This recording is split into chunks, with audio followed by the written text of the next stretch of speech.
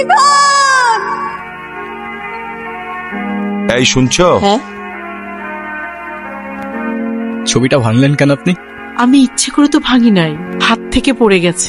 হ্যাঁ, সেটা তো বোঝাই যাচ্ছে। এই পুরো বাড়িতে আমার মায়ের একটা চিহ্ন তো আর বাকি রাখলেন না আপনারা। শেষ একটা ছবি ছিল, সেটাও ভেঙে ফেললেন। এভাবে কেন বলতেছো বাবা? আমি ইচ্ছে করে কেন ভাঙবো বলো তো? আমি বুঝতেছি তো, আমি খুব ভালো করেই বুঝতেছি। আপনারা যে সব প্ল্যান করে করতেছেন না, সেটা আমি খুব ভালো করেই বুঝতেছি। প্ল্যান করে করতেছি মানে? এটা আবার কোন ধরনের ল্যাঙ্গুয়েজ? প্লিজ ইভান, রাগ করো না বাবা। হইছে, মাফ করেন। আপনারা তরদ দেখাইতে হবে না। ইভান, তুমি তোমার মায়ের সঙ্গে এভাবে কথা বলছো কেন? মা? কে মা? আপনি আমার মা। ওনাকে বলে দিয়েন যারে তারে এনে আমার মায়ের জায়গায় বসাই দিলেই সে আমার মা হয়ে যাবে। ইভান, তোমাকে কিছু না বলতে বলতেই তুমি হাতের বাইরে চলে গেছো।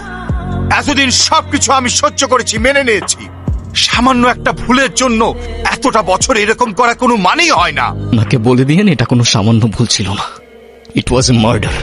Ivan, Ivan! আপনি রাস্তার মাঝখানে দাঁড়ায় আছেন কেন? মাথায় সমস্যা নাকি আপনার? এখনই তো অ্যাক্সিডেন্ট হয়ে যেত, তারপর দোষটা হইতো আমার। আরে আজও এখনো দাঁড়ায় আছেন কেন? সরেন। সরি। নাম কি? নূপুর। এভাবে একা রাস্তায় দাঁড়িয়ে আছেন কেন? কোনো সমস্যা? আচ্ছা, আপনি কোন দিকে যাচ্ছেন? জানি না। কেন? না, এমনি। আপনি কোথায় যাচ্ছেন? রূপগঞ্জে। আপনি চাইলে আমি আপনাকে ড্রপ করে দিতে পারি। দেখেন, এরকম একটা রাস্তায় আপনি অন্য কোনো ট্রান্সপোর্ট বা কিছু পাবেন কিনা কোনো ঠিক নাই। সো যাবেন কি যাবেন না, চয়েস ইজ ইয়ার্স। আচ্ছা, আপনি কি পালায় আসছেন নাকি? কি হলো, কোনো ঝামেলা নাই তো? না মানে দেখা গেল আপনি আপনার মতো পালায় গেলেন ঠিকই, কিন্তু ফেসে গেলাম আমি। হতেও তো পারে না? আপনার যদি এরকম মনে হয়, আপনি আমাকে নামিয়ে দিতে পারেন। আরে ধুর, কি যে বলেন না। ফাঁকা রাস্তা, একা একটা মেয়ে মানুষ, তার উপরে আবার বিয়ের সাজে। রিস্ক তো আছে বস। আপনি মনে হয় একটু বেশি কথা বলেন না? যা বাবা, আমি আবার কি এমন বললাম? আজকালকার উপকার করতে গেলেও দোষ হয়ে যায়। আপনাকে ধন্যবাদ বলে ছোট করব না। আপনি সত্যি আমার অনেক বড় উপকার করলেন। আরে চিল, কোনো প্যারা নেই। আচ্ছা, আপনি এখান থেকে তাহলে কোথায় যাবেন? আমার একটা ফ্রেন্ড আসবে। আপনি আপনি তাহলে যান। হ্যাঁ, ওকে। আসসালামু আলাইকুম, কেমন আছেন? আপনারা আমি কই জানি দেখছি, বুঝছেন? ও মনে পড়ছে, আপনারা আমি টিভিতে দেখছি, টিভিতে। আমার মা দেখলে আপনারা মেলা খুশি হবে। চলেন। ওই, সমস্যা কি তোর? ওনারা ডিস্টার্ব করতেছিস কেন? কেরে কেরে তুই আমার গলার ধরছিস কেরে? এইটা আপনার ফ্রেন্ড, ওর জন্য আসছিলেন? না, উনি আমাকে অনেকক্ষণ ধরে বিরক্ত করতেছে। এই বউ, এটা কে? ওই, কি লাগে ও তোর? আফা, আফা, উনি আমার আফা হয়। হ্যাঁ, মেয়ে দেখলে মাথা ঠিক থাকে না, না? বিরক্ত করতেছিলি কেন? বিরক্ত নয় তো গুরু, আমি ওনাকে প্রোটেকশন দিচ্ছি। এলাকা তো ভালো না, মাল ঘরে ভরা। তোর প্রোটেকশন দেওয়া লাগবে না, যা তুই যা, ফোট। আপনি আবার এদিকে একা একা চলে আসছেন কেন? আপনার ফ্রেন্ড আসে নাই? আপনিও কি ফলো করতেছেন আমাকে? হ্যাঁ, আমিও ফলো করতেছি আপনাকে। নেন। সরি, আসলে আমার একদমই খেয়াল ছিল না।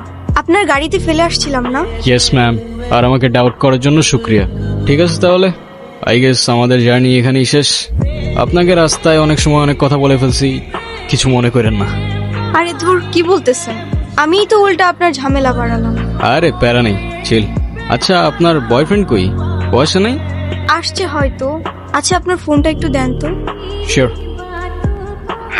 কি হয়েছে, তুমি কল ধরতেছো না কেন?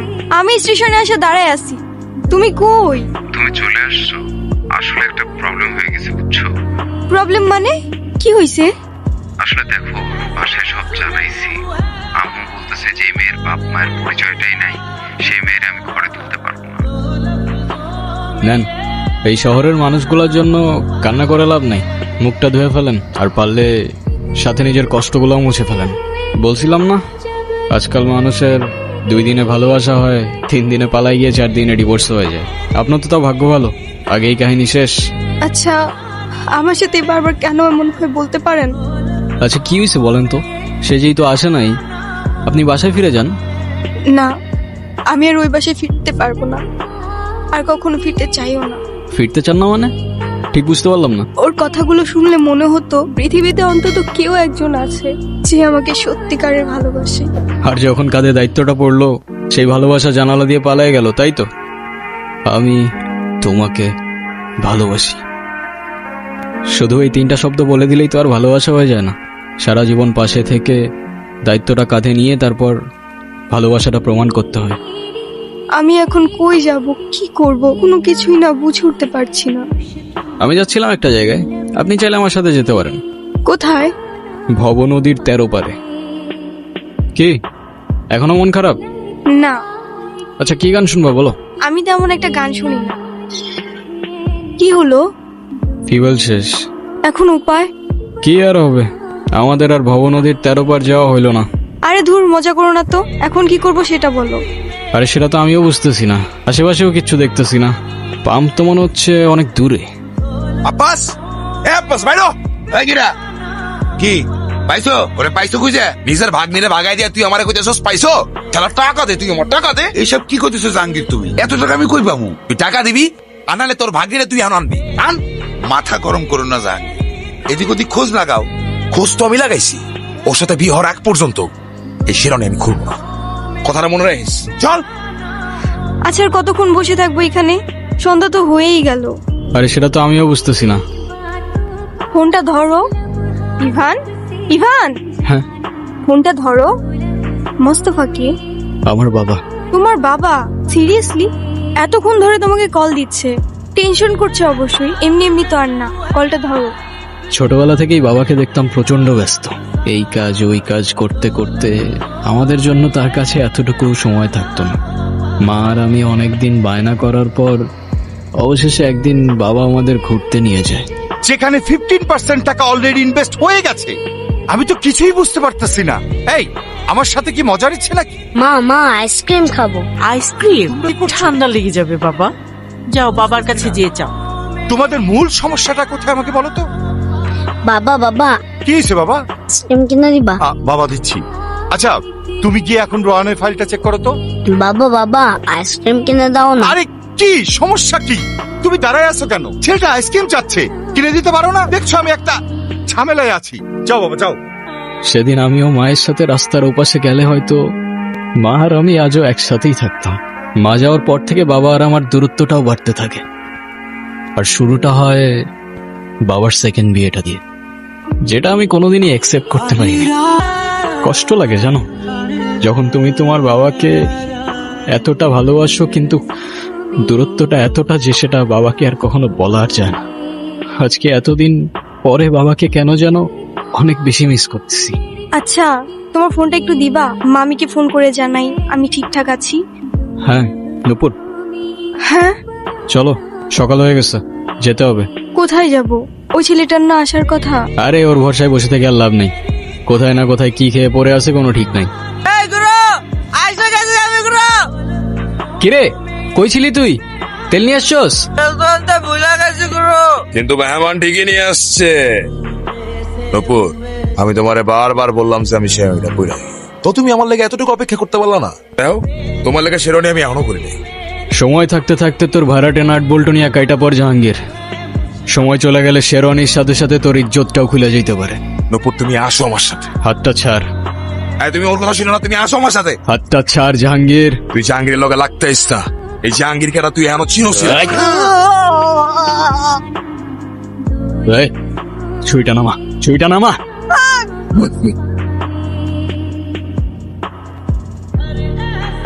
আপনি এখানে কেন? আর আমাকে এখানে কে নিয়ে আসছে? আমি জানি তুমি আমাকে একদমই পছন্দ করো না, কিন্তু আমি তোমাকে নিজের সন্তানই মনে করে এসেছি বাবা। আমারটা না মানো, কিন্তু তোমার বাবার তার ভালোবাসাটা তো মিথ্যে না। তোমাকে সেই হসপিটাল থেকে আনার পর থেকে তোমার বাবা এখনো কিছু খায় নাই। বলছিল ইভান উঠুক, একসাথেই খাবো। বাবা কোথায়? তোর এই অবস্থা কে করেছে আমাকে বল। আমি বেঁচে থাকতে আমার ছেলের গায়ে হাত দিছে এমন কলিজা এই শহরের কার আছে? বাদ দাও না, তুমি বেঁচে থাকতে অনেক কিছুই তো হয়ে গেছে তাই না? তুই হয়তো আমাকে কখনই মাফ করতে পারবি না, তাই না? মাফ করার কিছু নাই তো, তুমি তো কিছু করোই নাই। এটাই আমার দোষ। আমি কারোর জন্যই কখনো কিছু করতে পারিনি। জানিস বাবা, আমি কখনোই চাই নাই আমি যেভাবে অভাব কষ্টে আমি আমার জীবনটা পার করছি, আমার সন্তান সেটা করবই চাইনি। আমার আপন মানুষ গুলার জন্য আমি টাকার পিছনে ছুটলাম, আর সেই টাকার পিছনে ছুটতে ছুটতে আমার কাছ থেকে আমার আপন মানুষগুলো হারায় গেল। বলেন মা কবুল। আরে বলো না কবুল, আমি তো সেই কখন বলে ফেলাইছি। বলে ফেলো। ক মা ক। আমি কবুল বলবো না। মা কবুলটা ক, কবুল ক। বললাম তো আমি একবার, আমি কবুল বলবো না। আমি ওনাকে বিয়ে করব না। এ করবি না মানে? করবে না মানে করবে না। তুই আবার এনেছিস? পরে আজকে আমি এই সাবধানে, তোর জবানের চেয়ে ওর ট্রিগার ফার্স্ট চলে। একবার চেপে দিলে তোর কথা আর আমার কান পর্যন্ত পৌঁছাবে না ভাই। বাবা, এই জাহাঙ্গীর আমার সহজ সরল ভাগ্নিটারে ভয় ভীতি দেয়, আজকে বিয়ে করতে আইছে। তোমরা আইছো খুব ভালো হয়েছে। আমারে বাঁচাও বাবা, আমারে বাঁচাও। এ বাসাই, তুই আমার লোকে পড়ি নিতেছস? তোর ভাগ্নির সাথে বিয়ে দেওয়ার কথা বলে তুই আমার কাছ থেকে 1.5 লাখ টাকা নিছস। এর আগে কত টাকা নিছস তুই মনে আছে? টাকা কই? এই। হ্যাঁ, তুই এখন তোর ভাগ্নির লোক আমার বিয়া দিবি আর নালে টাকা দিবি, কি করবি ক? ছি মামা, তোমার কি এতটুকু লজ্জা করে না? ছোটবেলা থেকে তোমাদেরকে আমি আমার বাবা মার জায়গায় দেখতাম, আর সেই তুমি। একটা মানুষ এতটা স্বার্থপর হয় কিভাবে? আপনার নিজের মেয়ে হলে এটা করতে পারতেন? যেই মানুষটা আপনাদের জন্য এত কষ্ট করত, তার পরিশ্রমের সব টাকা আপনার হাতে তুলে দিত, সেই মানুষটাকে আপনারা টাকার জন্য বিক্রি করে দিচ্ছিলেন। পারেনও আপনারা। বাবা আমার ভুল হয়ে গেছে, বড় ভুল হয়ে গেছে, আমার মাফ করে দাও বাবা। আমার কাছে না, যার উপর জুলুম করছেন তার কাছে মাফ চান। আমারে মাফ করে দে মা, আমি বড় ভুল করে বলেছি, আমারে মাফ করে দে মা। তাহলে আমি জীবনও শান্তি পাবো না মা। তাহলে আমার টাকা কি হবো? এই টাকা মানে, টাকা মানে কি? তোর কত বড় সাহস, তুই আমার ছেলে গায়ে হাত তুলছস? তুই যে এখনো জিন্দা হয়ে আমার সামনে দাঁড়ায় আছিস না, এটাই তোর সাত কপালে ভাগ্য। শোনেন আব্বাস মিয়া, আপনার মেয়ে এখন থেকে আমার মেয়ে হয়েই থাকবে। যেদিন আপনি আপনার স্বভাব চরিত্র পরিবর্তন করতে পারবেন, সেদিন এসে মেয়েটাকে দেখে যাবেন। আমার বাড়ির দরজা আপনার জন্য খোলা থাকবে।